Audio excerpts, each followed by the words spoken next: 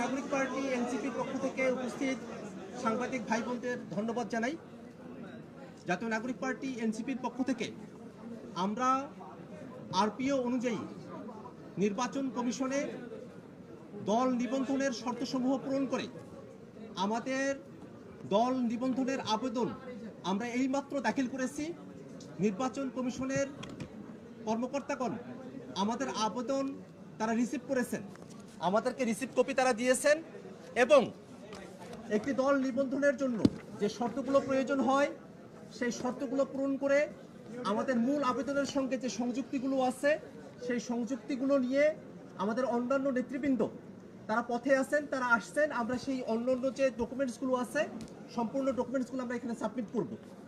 আমরা আমাদের পূর্ণাঙ্গ প্রেস ব্রিফিং আর কিছুক্ষণ পরে করব। আমাদের অন্যান্য নেতৃবৃন্দ আসার পরে আমরা শুধুমাত্র একটা জিনিস আপনাদেরকে জানাতে চাই যে জাতীয় নাগরিক পার্টি এনসিপি জনগণের দল হিসেবে, জনগণের পক্ষের শক্তি হিসেবে অভ্যুত্থানকে ধারণ করে বাংলাদেশে যে নতুন রাজনীতি চর্চা করতে চেয়েছে সেই রাজনীতির ডাকে সাড়া দিয়ে সারা দেশের মানুষের এনসিপির সঙ্গে যুক্ত হয়েছেন। তাদের সকলের সদস্য ফর্মগুলো, আমাদের কমিটিগুলো, সম্পূর্ণ ডকুমেন্টস আমরা আজকে জাতীয় নাগরিক পার্টির পক্ষ থেকে নির্বাচন কমিশনে এগুলো আমরা দাখিল করছি।